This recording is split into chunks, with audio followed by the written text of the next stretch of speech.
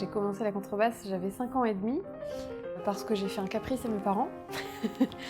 Alors, je voulais faire de la musique, ils sont allés me montrer les instruments au conservatoire et j'ai immédiatement flashé sur la contrebasse. Et j'ai commencé en cours d'année avec un prof exceptionnel qui s'appelle Stanislas Kuczynski, que je retrouve encore très souvent, maintenant en tant que collègue, et notamment à la maestra. C'était en fait le chef d'attaque des contrebasses, c'était lui.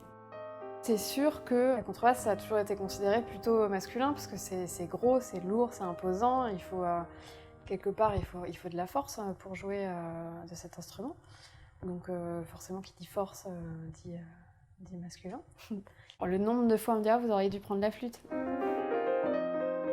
Il y a quand même pas mal de réflexions qu'on se prend régulièrement.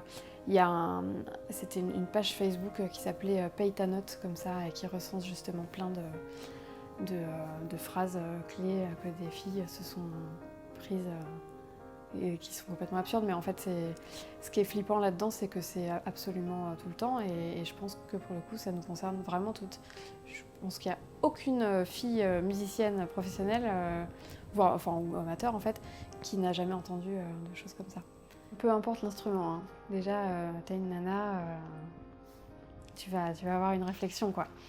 Des instruments très genrés masculins, évidemment les cuivres à fond, particulièrement les gros cuivres, genre les tubas, les trombones aussi. Il y a très peu de femmes qui font ces instruments encore. Je connais, je veux pas dire de bêtises, mais je crois que je connais une seule fille tubiste. Alors que bon, c'est mon métier, ça fait quand même quelques années que je fais ça. Trombone, j'en connais 2, je crois.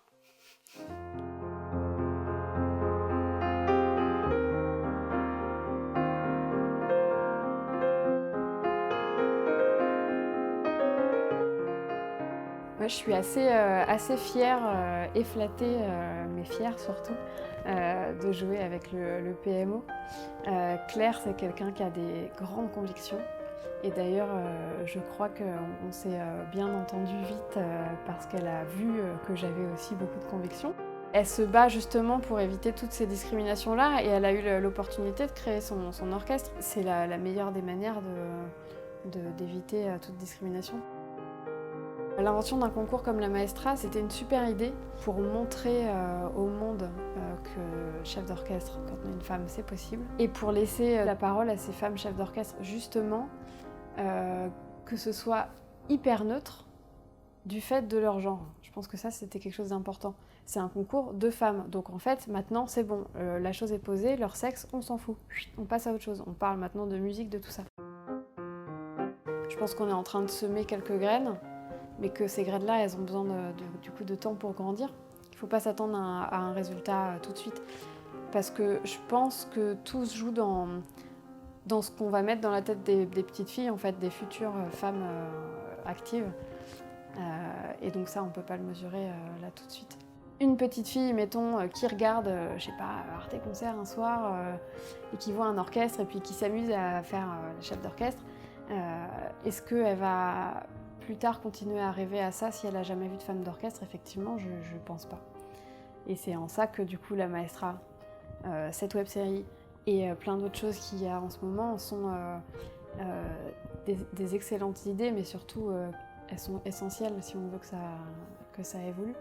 C'est en ça aussi que je parlais de planter des graines aujourd'hui, dont on verra l'arbre pousser plus tard. C'est ce genre de graines en fait,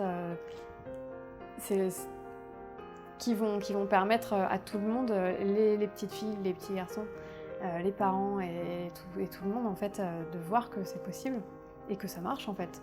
C'est pas juste possible, c'est que en fait il n'y a plus de questions à se poser sur le genre de la personne. Elle fait son boulot et puis elle le fait bien, voilà. Point.